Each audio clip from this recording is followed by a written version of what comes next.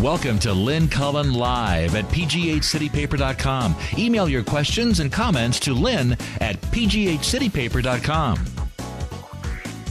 Hello. And how are you? Well, isn't that nice? I'm very glad to hear it. Me too. It is Wednesday, I think. Yes, it's the 9th of the 12th month. And the year, as far as I know, is 2014, which, as far as I'm concerned, can't end soon enough. This was the year from hell in my personal history. Is Susan still there, do you think? I think so. Let me just try to bring her on. Okay. Susan, are you there? Suze? Yeah. Oh, you are? Okay. Okay, because we heard a strange beep, beep, beep, beep, beep sound, and we thought maybe we had lost you. Hi. No, I'm here. Uh-huh. How are you doing? Not so well, good. Not so good. I had a rough night, but anyway. Do you want to do this? Yeah. I mean, here I am, so why not? So you're not feeling... Oh, jeez. No, You overindulged last night? No, I didn't. I had, but I... Okay, we don't want to hear about it then. I don't want to hear about it. Okay, so you were sick? Yeah. I'm sorry. You're at us. There are a lot of things going around, and I think I finally got one of them. And I'm hoping it's 24 hours. Aww. But anyway, I'm fine. Sorta. Not really. Sorta. Susan, we're talking to Susan. It's 7 a.m. Her time. She's off on the left coast. And where exactly are you? You don't have to give us a... Where are you? I'm in Mendocino. Oh, hey. And I'm at a beautiful little spa called the Stafford Inn. Is Mendocino, where is that in the state? I mean, in terms of middle, north, south? Where? It's north. It's above San Francisco. Oh, it's above San Francisco. Okay. If you're going into wine country, you sort of hit Napa first, and then you go on. And Mendocino is teeny. I think 1,100 people.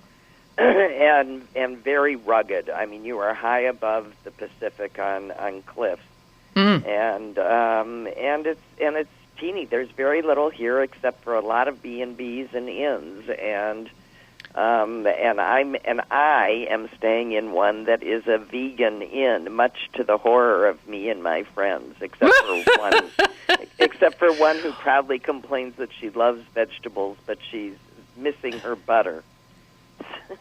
Vegans can't have butter? They must not be doing a very good job. Wait a minute. Dairy. You know what? No dairy, no eggs. Well, what the hell are you eating? Not much. Well, now, wait a minute. This was somebody's idea of fun? Well, no, we're not staying here for all of our meals. I mean, we went out to dinner last night. And ripped into some flesh? Yes. I was screaming meat. Meat. Well, Celine...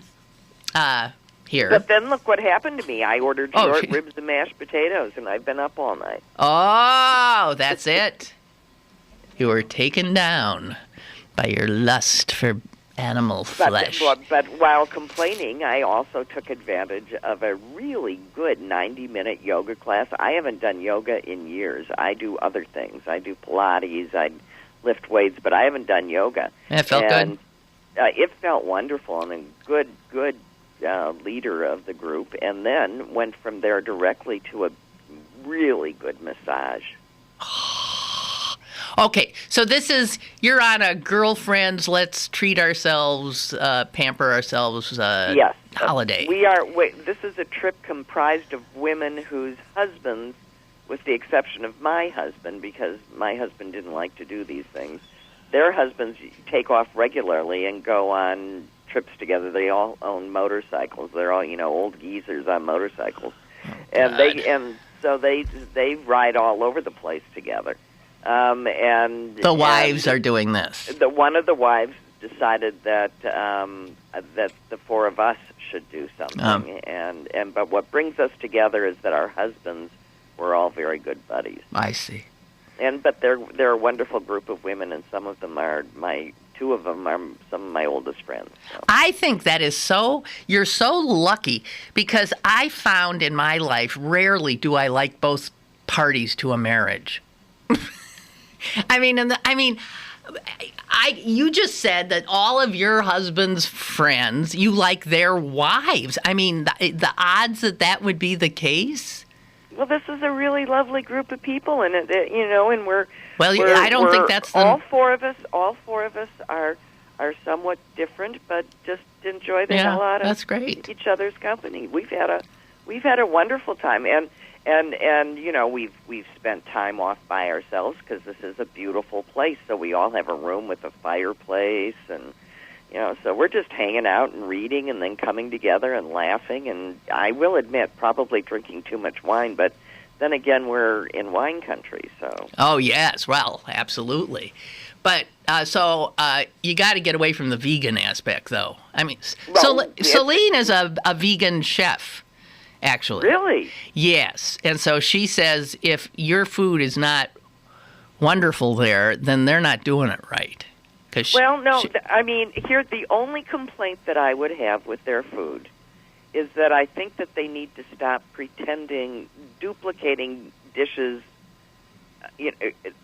Making vegetables look like something they're not? Well, like trying to make the one of the things that was really good was a mushroom strudel, and but it was wrapped in a phyllo, and the phyllo depends on eggs and butter, and butter, and it just wasn't. It would have been just fine without the accommodation to the eye, if you know what I mean. Oh, I had some great French toast, and the breakfast I thought was wonderful. So, but it's hard on me because my staples, and especially when I'm traveling, are things like raw fish, eggs, and yogurt. They keep my belly working. Excuse me. Wait a minute. Did you just say raw fish eggs? No, raw fish, comma. Oh, God. Oh, God. Okay, raw fish. Wait a minute. Like sushi. Ugh. Ugh. Your staples are raw fish, eggs, and what? Yogurt. Yogurt. That sounds... Actually, Susan, I just literally had a visceral reaction to that because I literally felt nauseated. Nausea. You don't like sushi. Ooh! So why would they? But then throwing in eggs and yolk, it just makes me sick to think about. I don't know. Give me... Well, I don't eat them all at the same time. All right. Well, I just want to tell you that I have the same favorite meal that I had when I was 8 years old. Steak and baked potato. No. What? A hamburger and fries. Oh, really? My absolute favorite meal. If I could eat it every day, I would. And really? I've had Jags where I have, pretty much eaten a burger a day. Do you require quality in your burger, or is a McDonald's as good as a? In a pinch, I'll take a McDonald's, but I really no. I make a hell of a burger myself. I think mine are best. That's an interesting comment you just made. In a pinch, you do a McDonald's because their business is down 4%. I saw that. People are. Yeah, people are not doing Big Macs anymore. No, even the least culinarily involved of us is expressing the desire to go eat fast food more healthily with choice. Because they're saying people are coming in for a Big Mac and saying, hold the pickles, hold the lettuce, hold the cheese, hold the... What? Was that a Burger King or a Burger Chef commercial? No, that was a McDonald's commercial. Can anyone do it? It was a whole Big Mac. No, I think... Wait. Oh, hold the pickles, hold the lettuce. We will give it to you like we want. I think Wendy's. Yeah, something. Right? But right. Can you do the McDonald's thing where they had a thing where they... And a sesame seed bun. On a sesame seed bun. special sauce on a special. I'll do it backwards. Special sauce on a sesame bun. Special sauce. Then what was before? Pickles Onions, relish. pickles, relish. Ah, shoot. What is it? Sure somebody will tell us. Come on. Where are your heads? Don't Somebody you have... call in with the jingle, please. Yeah.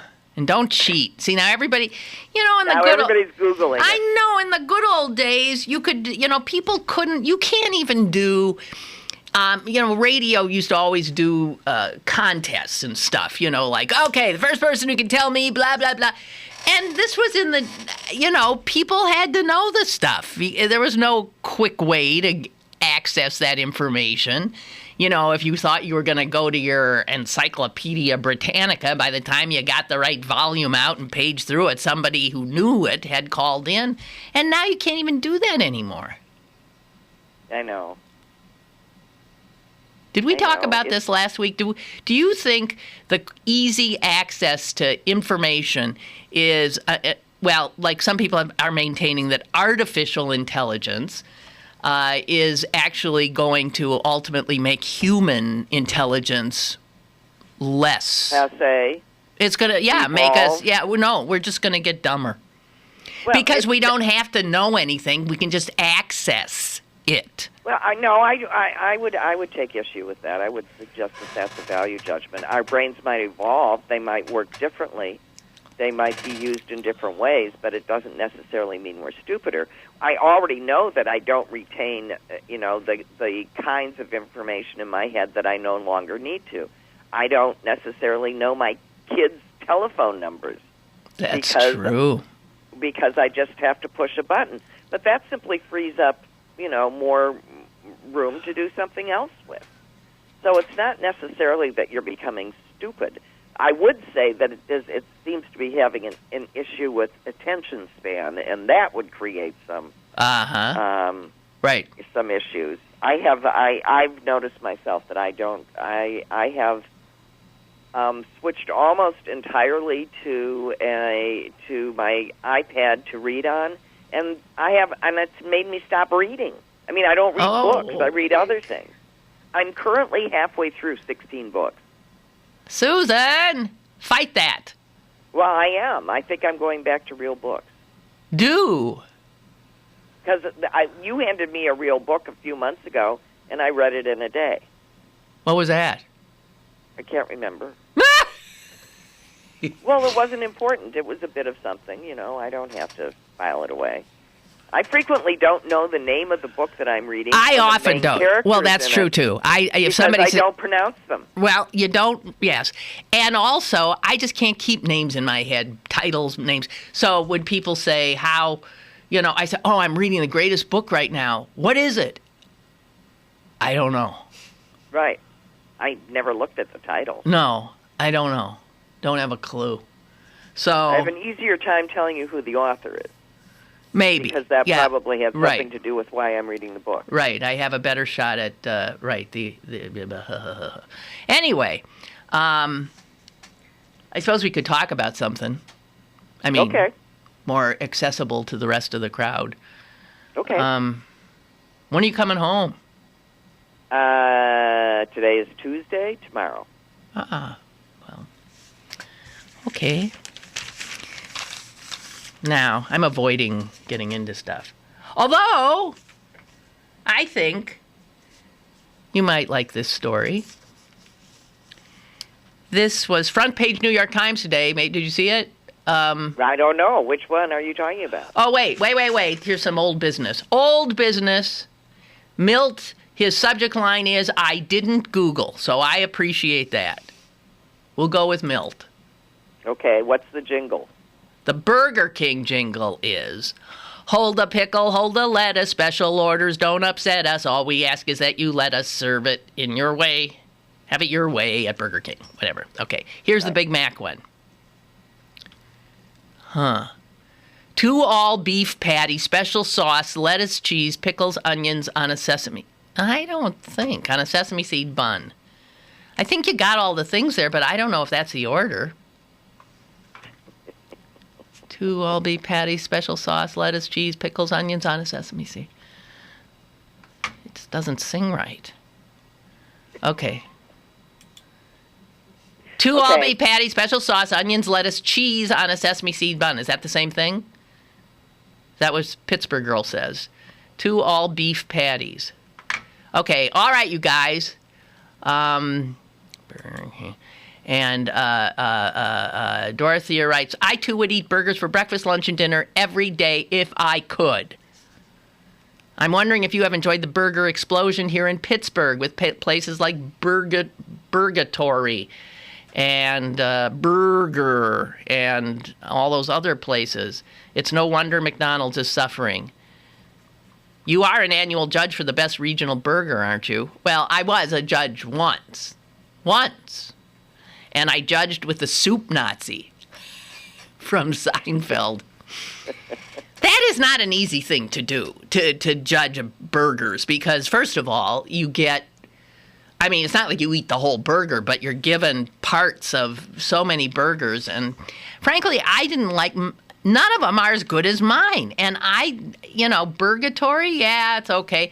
I think Burger, I don't like their buns. Buns are important. And being from Green Bay, we sort of like a hard roll effect. We do like a hard roll on our burger because there's a place across from Lambeau Field called Kroll's, and their burger is just obscene. I mean, and it is the epitome of non-kosher, where you're not supposed to have meat and milk products together, because they, on the top of their beef patty, stick butter. There's like melting it looks to me butter. like there's a tablespoon of butter on the top of I know under it's the just bun like on every drenched single in burger. butter and with a hard roll and raw They're delicious. onions and it is, you could die. It's so good. Literally, you could die. Yes, you could die.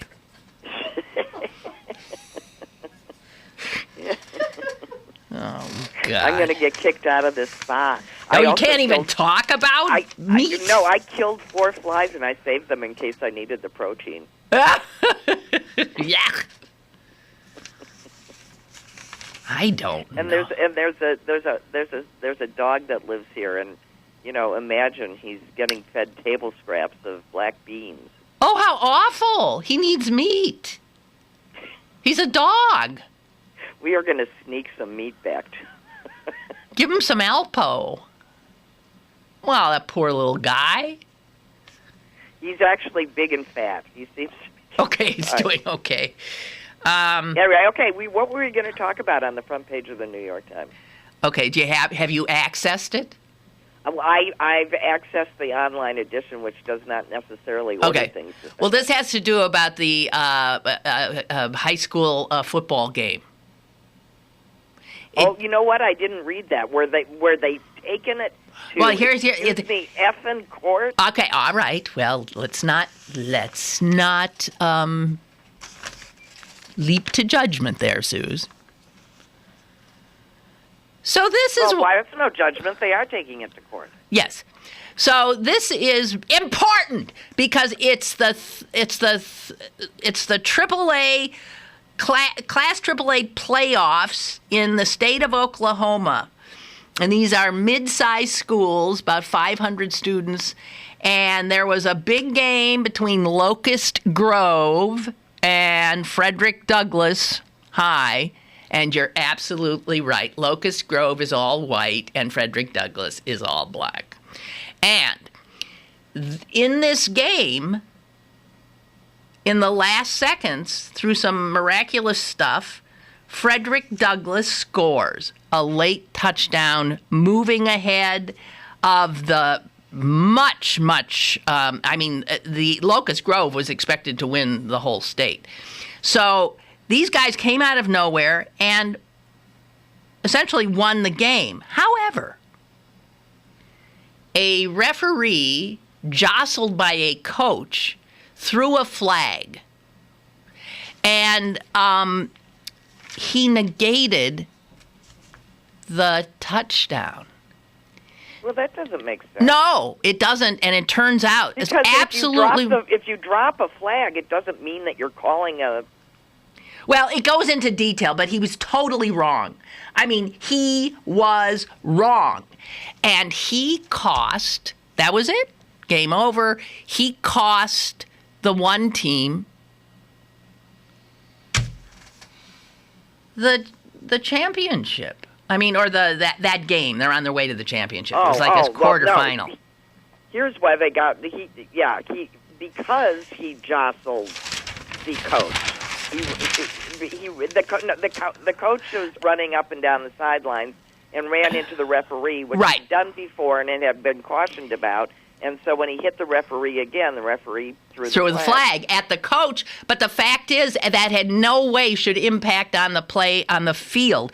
And the Oklahoma Secondary Activities Association or whatever apologized to the team from Frederick Douglass who'd been robbed. And he called the referee's mistake inexcusable.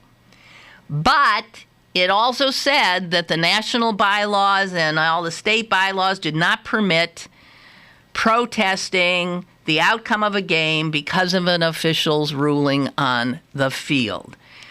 And the Oklahoma City Public Schools, of which the team that got screwed is a member, went to court. And they're seeking to have just that they're seeking a replay. Give us more, give us the time, give us that back, and whatever.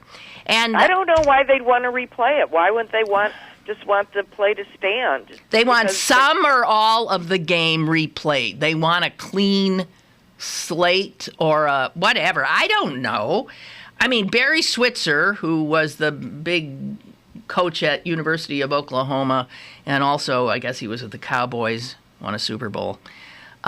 He thinks they've got he said, let the play on the field determine who wins the ball game. So he's with them. And the fact is, though, this opens up a can of worms so huge that, I mean, it's so sad that now Little League parents suing, I know. It's just, and here's what we've always decided is that we don't go back and correct these things because human error, which was what happened here, should be allowed to stand as one of life's harsh but unavoidable lessons. But so these poor players who actually win the game are out. Their season's over. I mean, I feel for them, though. These kids, I don't know. What the hell do you do? Anyway, the judge has to do something today. There was a temporary restraining order, and and whatever he decides, it'll be appealed, and you could have the whole, they're never going to get to play the AAA title game because no one's going to know who belongs in it. I don't know. So here's another guy saying this is bullshit. He says, playing sports is not a constitutional right, and the legal system is not designed to correct every mistake that is made in life. Well, I agree. Yeah. I mean, I think this should have been. This is an administrative decision, and it was made. I mean, I think that there was an appealable route, and corrections weren't made. But, in terms of real lessons for these kids, the good players on those teams have already been scouted by the colleges.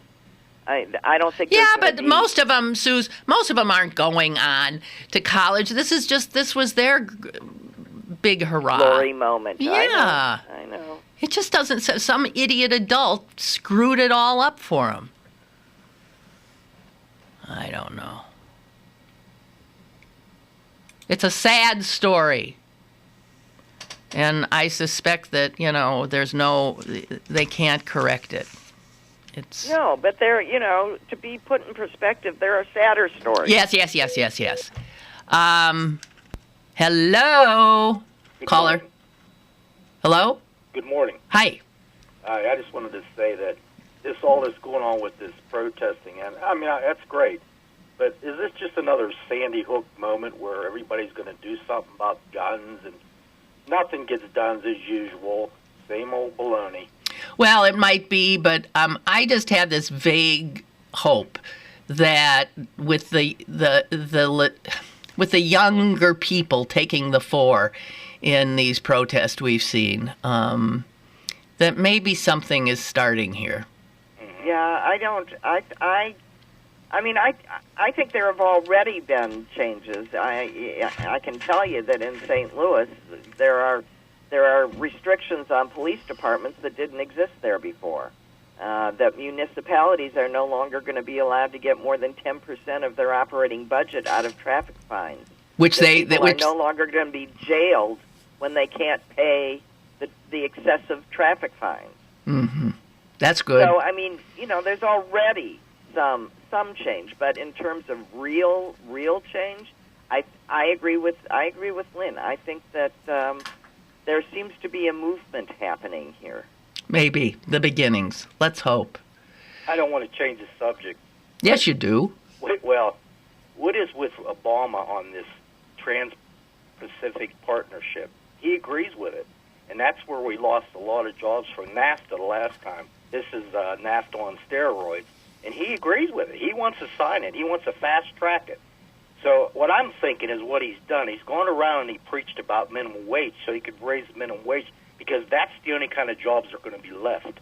There's not going to be too many good jobs because he's going to outsource them. All the unions who disagree with it, but he agrees with it. I don't know about him sometime. Okay. We'll see it. Yeah. I have to admit, I obviously have not been paying attention. No, but if it's like NAFTA, that is It what hurts. happened, and I don't get it. It's recognition of the global economy and also recognition that our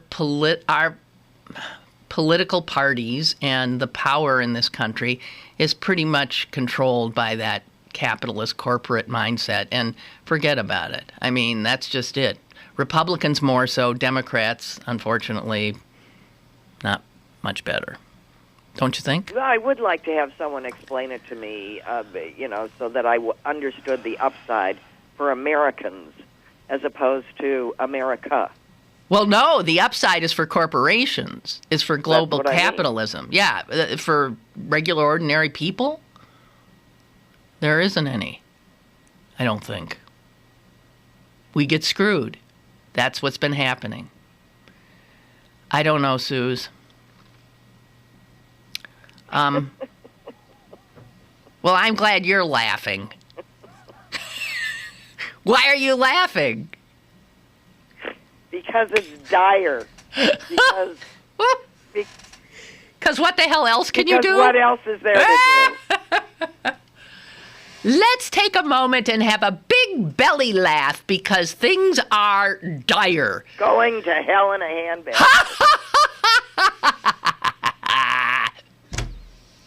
Okay, you know what I'm going to do? I don't know. What? What are you drinking? Tea. Oh. What did you think? I don't know with you. With you, I don't know. So. Oh, I'm just having a morning scotch.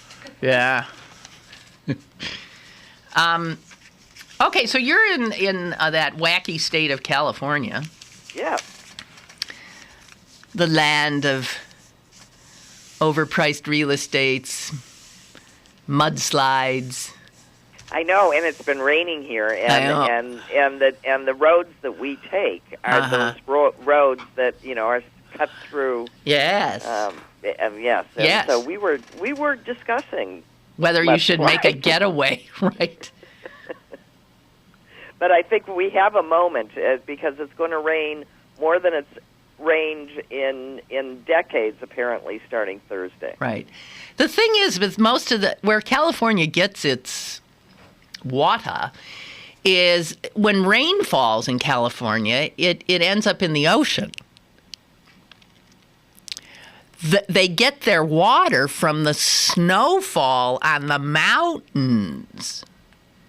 And, if you're driving along here, you're also seeing that every single piece of property has a huge rain barrel. I mean, they all have their own Yeah. Every bit of water that falls, they conserve. Well, this is what I wanted to talk about, because I have been reading articles all over the place about water conservation, and in California, water is people are getting a heads up about what the future might look like, with water being a very scarce commodity. And so there have been, Governor Brown there has called for voluntary, pullback restrictions on usage. And there's a story in the Wall Street Journal today about how some communities in California have really responded. They've ripped up grass. They have closed water parks. They have, said they put their own restrictions in place. Right. One of us women lives in Walnut Creek, and they had imposed restrictions. Right. But what is increasingly apparent is that the rich people don't think any of this applies to them.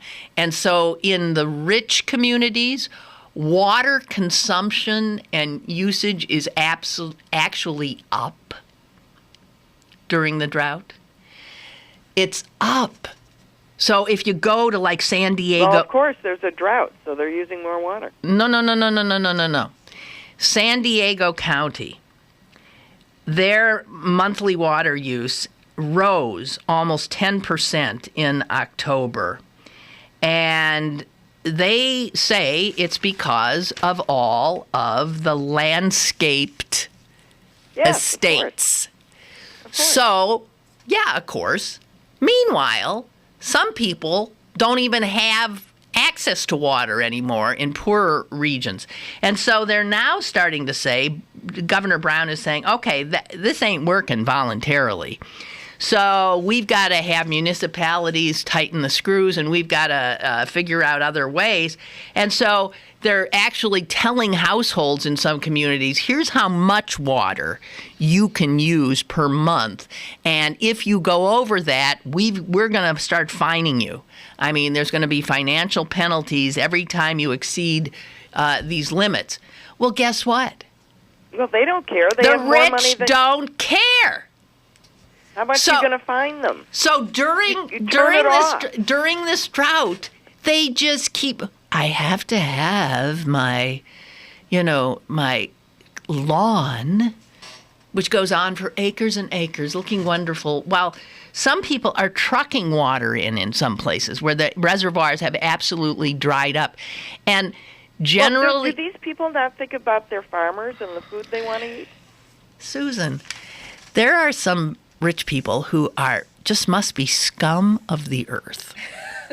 They just must be scum of the earth. I'm not saying all. I said there were some rich people who are scum of the earth. And there are enough of them in San Diego, apparently, to see this spike. The reservoirs in the state you are now in are standing at as little as 1/5 of capacity right now. And this rain that's raining there now ain't going to make a dent in that. So conservation is more important than ever, and the rich in this country increasingly think that nothing applies to them. And you know what? They're right. It pretty much doesn't, right. They're right. Well, they got the wrong penalty. The penalty. So what could it be? What would you do to get at them? Turn off the water. You used up your water. You don't have any more. Something. You disable the system. Well, they'll take you to court, and they got more lawyers than the little municipality that cut off their water has. Right? Well, maybe not than the snow. I would think the state would get involved. You have to make a penalty that matters. But there are the community that I referenced before. They have an amount of water that about below which they must stay, and they were talking. They have a a beautiful yard, and they've tried to take into consideration, all of these issues, and we're feeling guilty because they were watering some of the things that they had, and we're very relieved to find out that they came in way under where they were. What they should be doing, and I mean, it must be very hard to do if you have a beautiful landscape that you like that requires a lot of water. What is happening and what Californians are going to have to do is change their mindset. What landscaping? They've got to have, landscaping is going to look desert-like, and and you can do that and have it look okay. Not as beautiful maybe in our eyes, but it sure as hell is I don't know. They were talking about some of the cities that are being smart about this are taking, like even the grass that's on the median strips, rip it up. They've ripped it up, and they've put down cactuses or other, whatever, something. If you want something planted there, something that literally doesn't need any water. But what's happening in California is coming to many other states soon enough. And there was a piece that water, we don't pay what we should for water. Water. We don't pay what we should for water, and we allow corporations to taint what little we have. Yeah. I mean, it's... The thing is, the price of mind-boggling. The price of water, this is from the New York Times, the price of water going into our homes often does not even cover the cost of delivering it, let alone the depreciation of the utilities infrastructure. Consumers, the way we've got this system, have little incentive to conserve water because water has been so cheap. Despite California's distress, about half of the homes in the capital of Sacramento still don't even have water meters. Don't have water meters? Half the homes in Sacramento don't have water meters because they simply pay a flat rate, no matter how much water they consume. How much sense does that make? That makes no sense. I mean, I certainly get billed by the unit. And you know what some utilities do? Some utilities do the exact opposite of what they should, so that the more water you use, the cheaper it gets. That's right. They'll decrease your We'll give you a discount for an extra 5 cents. You're going to have another 40 gallons. So let's see. There's no sense to what water. So rates have little relation to water's replacement costs in this country.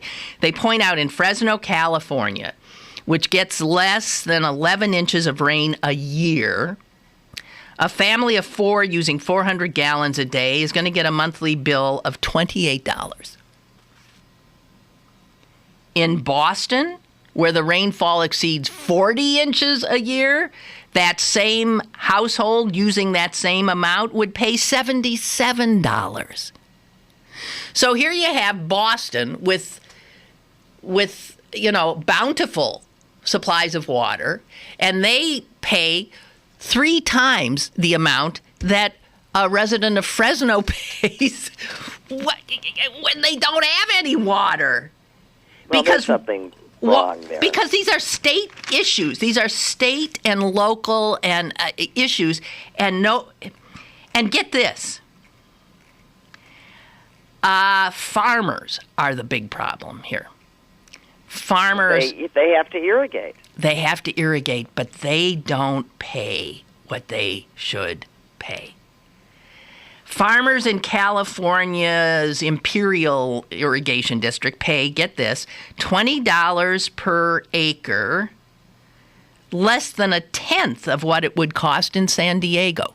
So farmers don't have any incentive to necessarily save.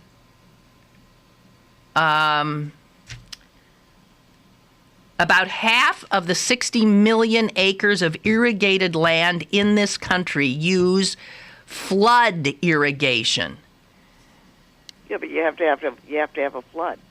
No, they flood the fields with water which is about as wasteful a method of irrigation as there is. I don't know. We're a country that just keeps whistling past the graveyard. We simply refuse to deal with the issues that are right. So, I mean, it's often been said of Americans that we don't do anything unless we're in a crisis. Well, guess what? California is in a crisis, and still there's no resolve. You would think that the California legislature would begin to formulate state law about usage. I mean, there are reasons why you might want to charge in a state like this farmers less, that an industry would get a nod, and other people might pay more. But there's no reason why one household in one place should be paying such a disparate price, and it's not it's not even fair. So but what that means is that somebody has to create overriding legislature and take it out of the hands of the municipalities. I can't believe that they haven't done it. I mean, I guess the personal reps are all standing up for their own bad people. It's really it is amazing, and the more you read about it, the more mind-boggling it is. And they say that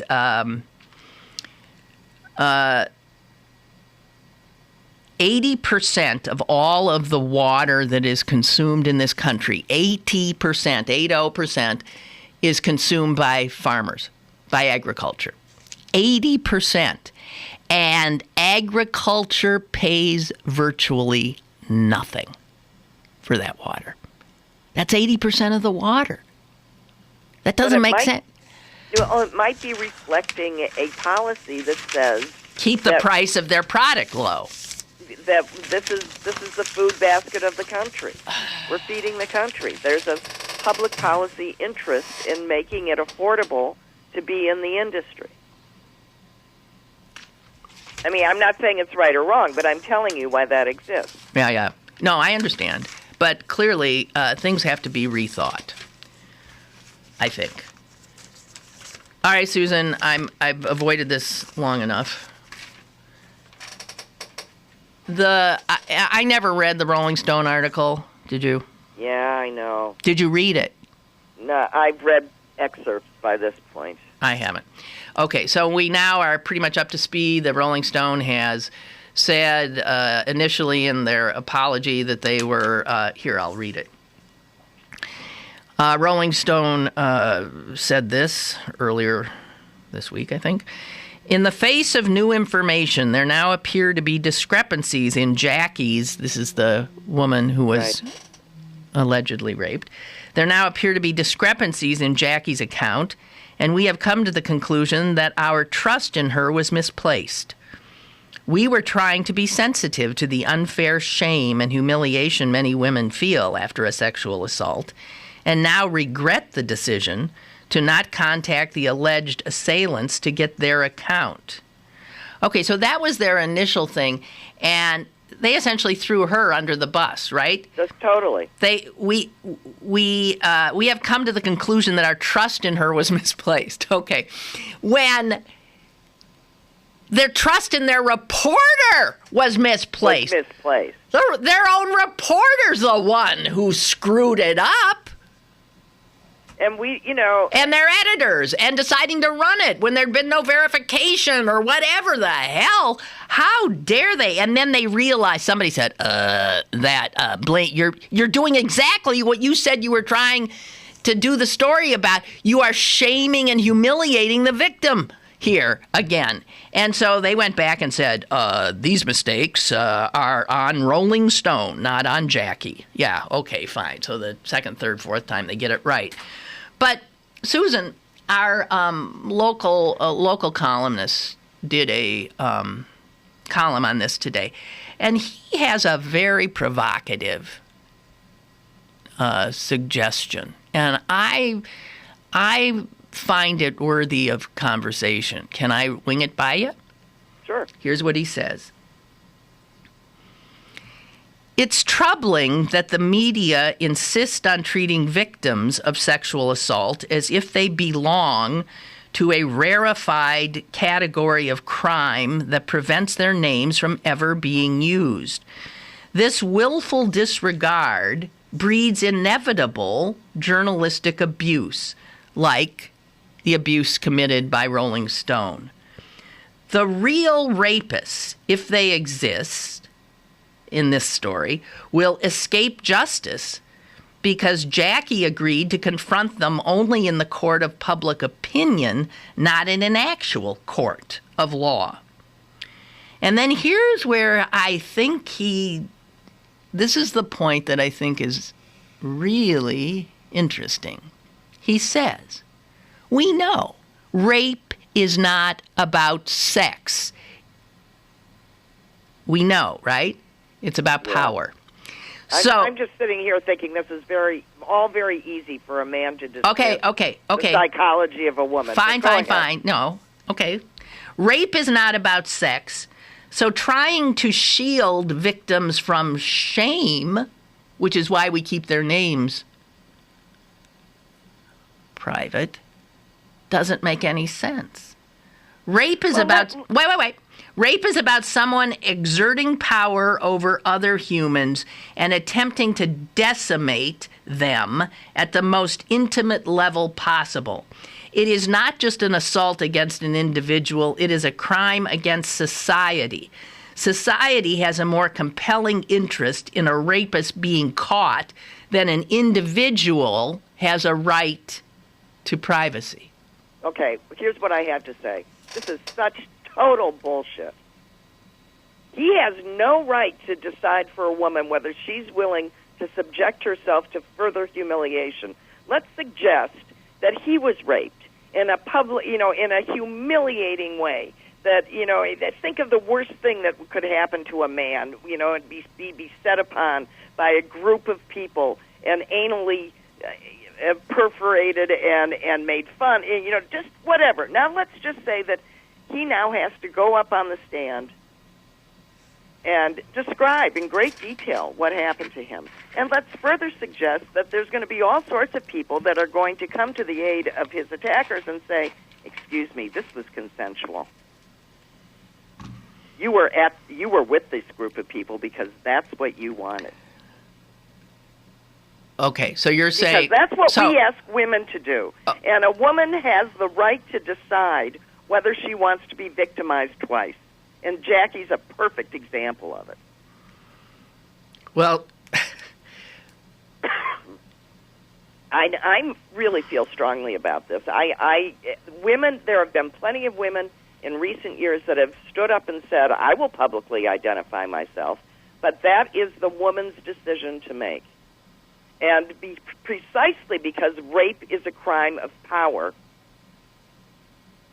and domination, it's very difficult for someone to come up and admit that they were overpowered. And it's totally ignoring the psychology and the trauma of the crime. It's naive to the extreme. Good rebuttal, Suze. Okay, I'm coming back at you with his last paragraph. Just as no one feels shame after they've been robbed, there should be no misplaced feelings of shame after sexual assault. If you lived through it and can identify your assailant, then you have a duty to do so. We in the media should get beyond the Victorian mentality that insists sexual assault is the one crime that dare not speak the victim's name.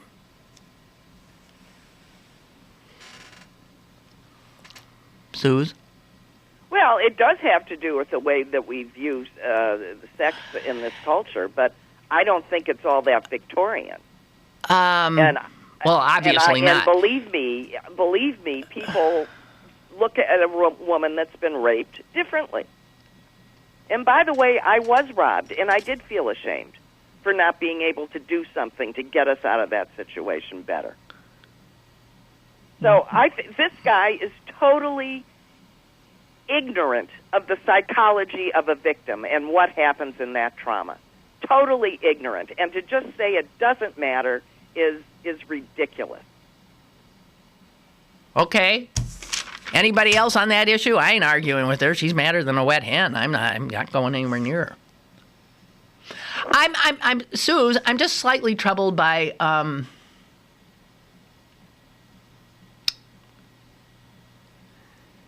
putting a victim of rape into a special category.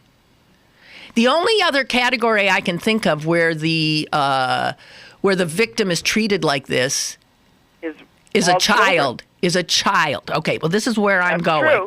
Okay, I understand. It's not the infantilization of a woman. It is. It's saying women do not have. I mean, the poor little women. Poor little women. They need.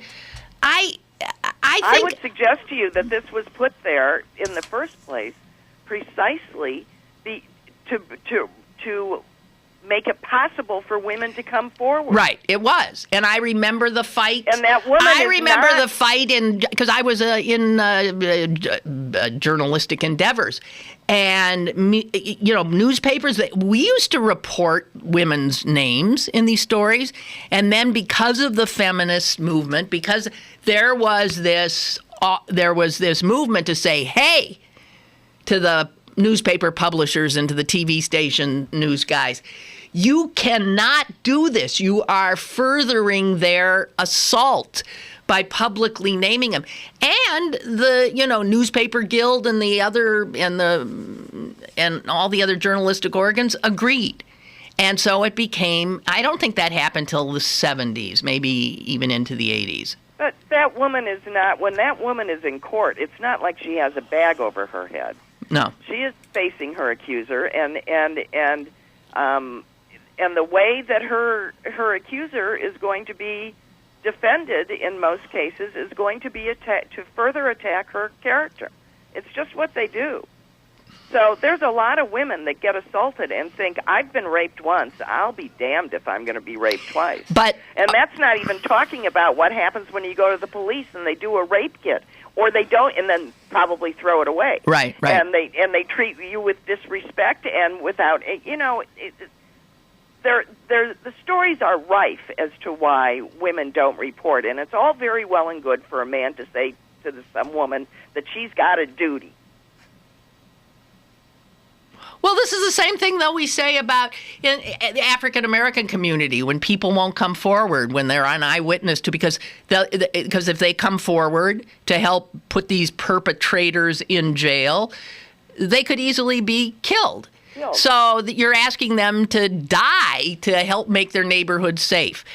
And yet a lot of people would say, well, they've got to stand up and do it. It's the same kind of thing. I mean, his argument that how do we put these rapists in prison so that they don't keep repeating? A rapist keeps repeating. I give you Bill Cosby. I mean, this is something they just do. This is what they do. And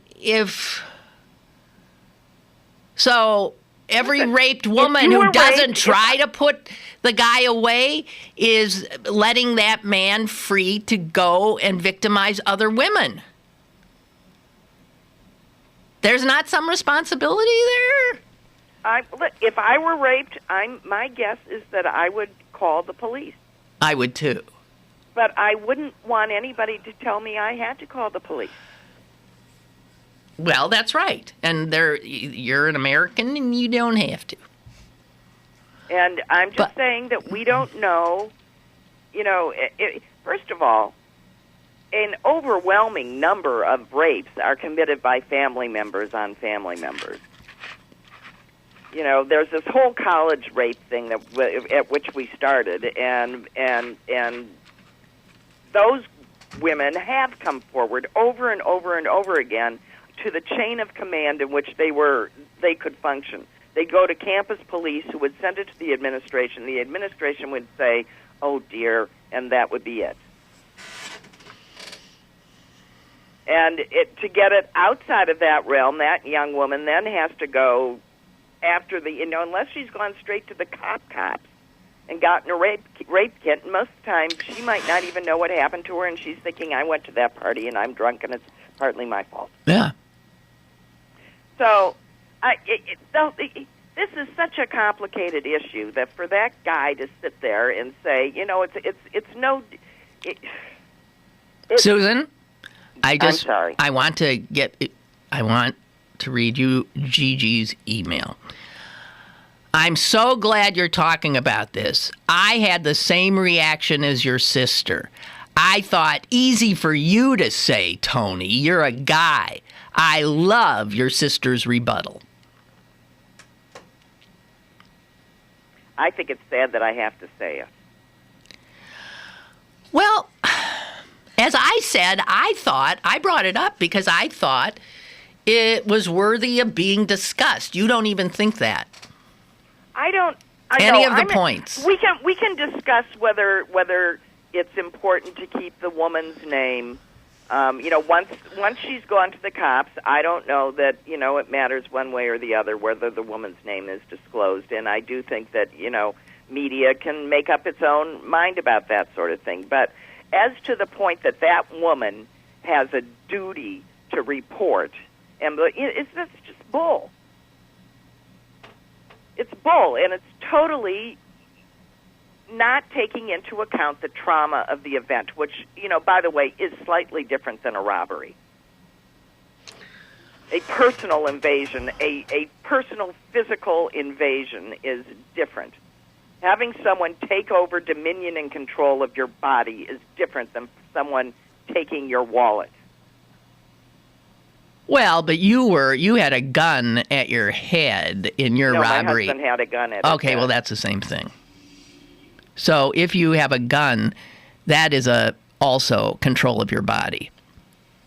Well, it is, but if you don't think that the two of us didn't have months of reactions to that event, and it was just because my husband was so good at what he did that he talked this guy right through it.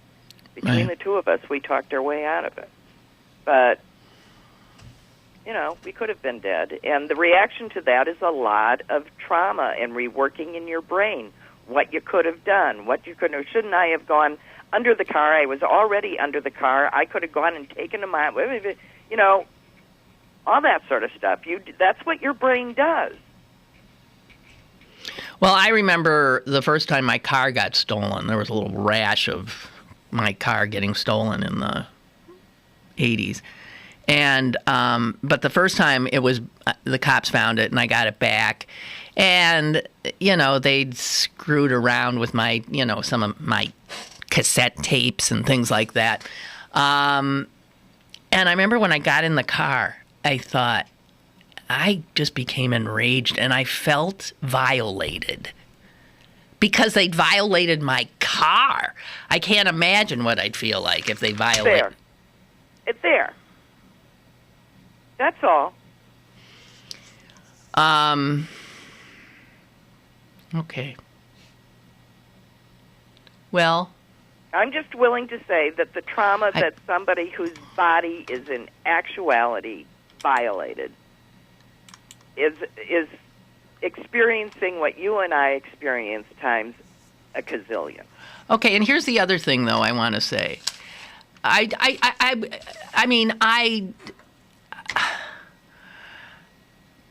think rape is probably something, we know this is true, that has been a normal operating procedure in human history. Right? Oh, yeah.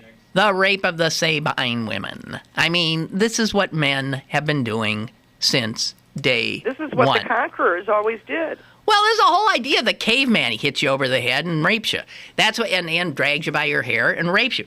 So rape is, to me, I'm just wondering if, in some ways, trying to fix this problem is trying to fix something that's inherently male.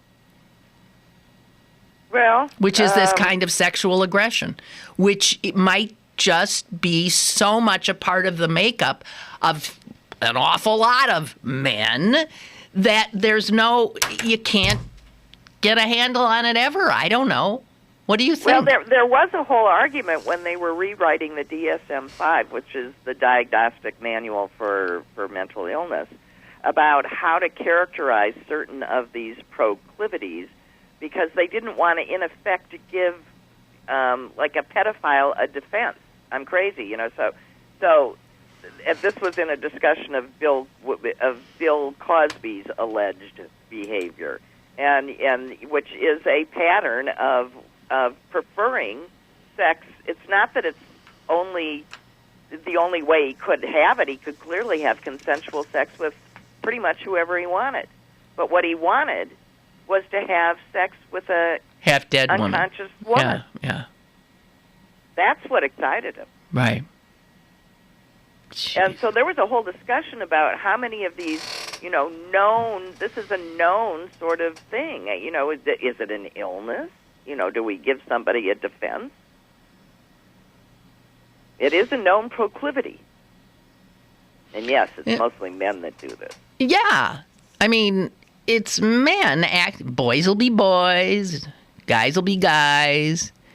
And I don't know. Could criminalize men.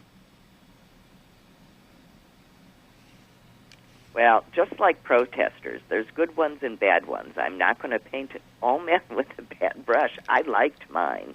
Aw, you had the best. You had the best. And I agree, there's lots of nice men. Right. But man, there's a shitload of lousy ones. And not all of them are rapists. Right. Okay, we'll stop. We'll cease and desist. Susan, you go back to not feeling quite right and go and do some more yoga if that made you feel good. No, I'm going to pack and abandon the joint. Oh, okay. I'm going to go to McDonald's and get myself a sausage and cheese. Well, you don't sound sick. You sound really good, and you had more energy calling you at 7 than you do when you're in St. Louis and we call you at 9. So it's because I was up all night. Oh, okay. All right. Thank okay, you. Bye. Bye. So coming up tomorrow, I don't have a clue. That's the way we do things around here. Full steam ahead into the void. Have a good day.